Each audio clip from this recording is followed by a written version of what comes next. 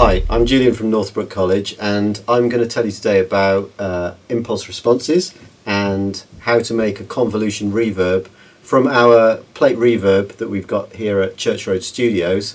Hopefully then we can take that away and play with it within Logic. Okay, so we're going to use this impulse response utility that came with Logic 9, and that'll be in your utilities folder.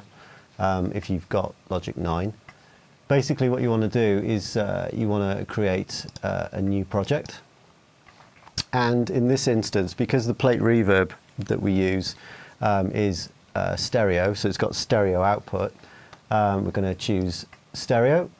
You could choose mono, or you could actually choose true stereo, where you've got two different inputs going into the left and right. In this instance, we haven't got that because it's just one input and two outputs. So we're just going to go with the stereo. Let me create that.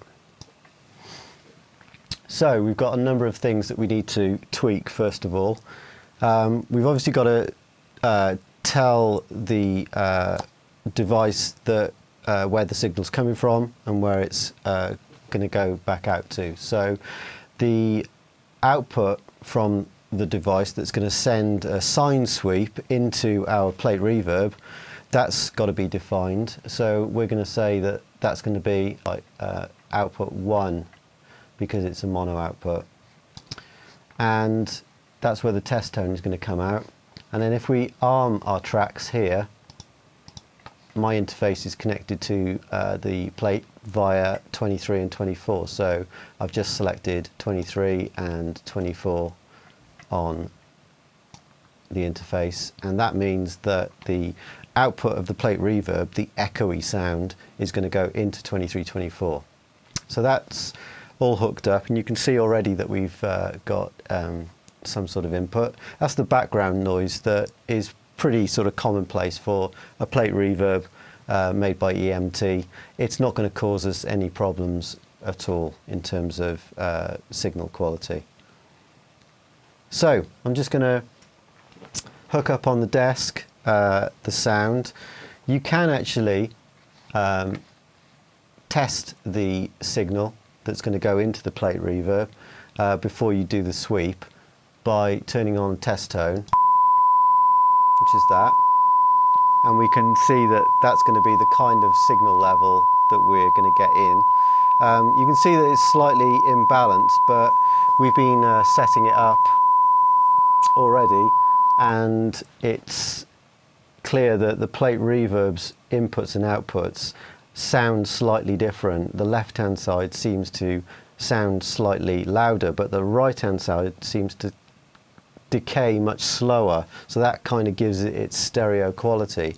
So I'm going to leave it like that. I've tweaked it so that I'm quite happy with the inputs and outputs. Okay, so we defined the inputs and outputs. The other thing that we have to define is what the type of reverb is that we're going to record. So I've chosen a fairly longish plate reverb. We've gone for something around sort of 3 seconds, which is reasonably long. As a result, I need to make sure that I record enough time of the impulse response. Initially, we had it set too short, so it chopped off the end. So we've changed the recording time here to 10 seconds on here, the reverb time. And that's pretty much all set up, ready to go. So all we're going to do is going to click on sweep, and we'll hear the actual reverb sound going in. Hopefully it won't distort. Let's give it a go.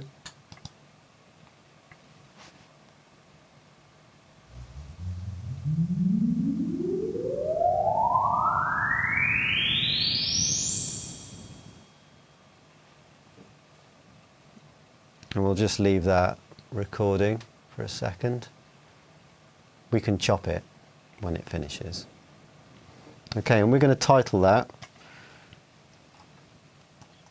plate, in fact let's call it EMT plate. and we'll give it the amount of seconds. So let's say that it's around 3 seconds. and we'll save that. Okay, so the next stage is that we have to actually deconvolve the sound, and with convolution you can remove the part of the signal that isn't the reverb signal. So by deconvolving it, it's going to leave us something that resembles how the plate reverb reacts. So let's deconvolve it, and we're left with that basic decay. So hopefully that's going to sound pretty good. We don't really know at this point, we've just got a visual on it. So we can audition it by hitting a snare or a wood block or a voice. So let's try the snare. I'm just going to reroute the desk so we can hear that. Okay, so that's a mix of the snare and the reverb. Sounds pretty good.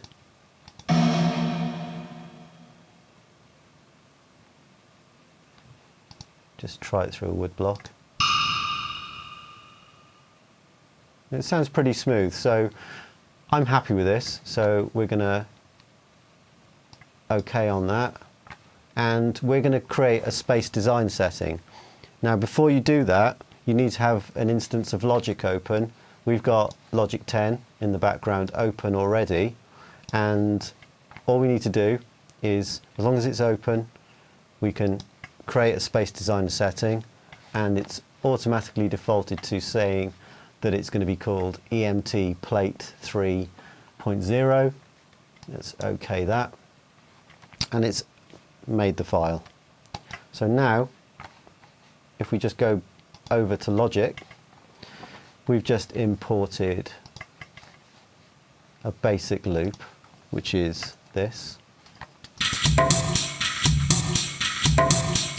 and we're going to add that reverb to it. So I'm going to do that using a bus. We're going to create a bus here, we're going to create a send.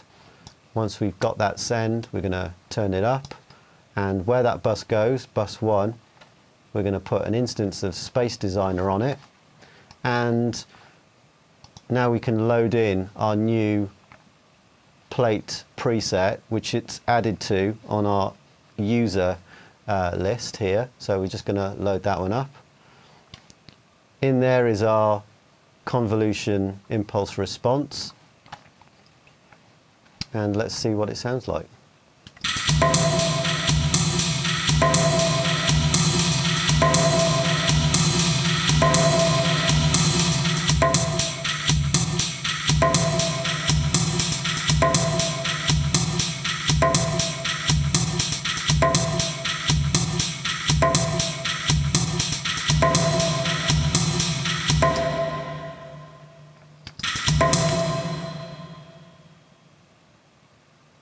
Sounds pretty sweet.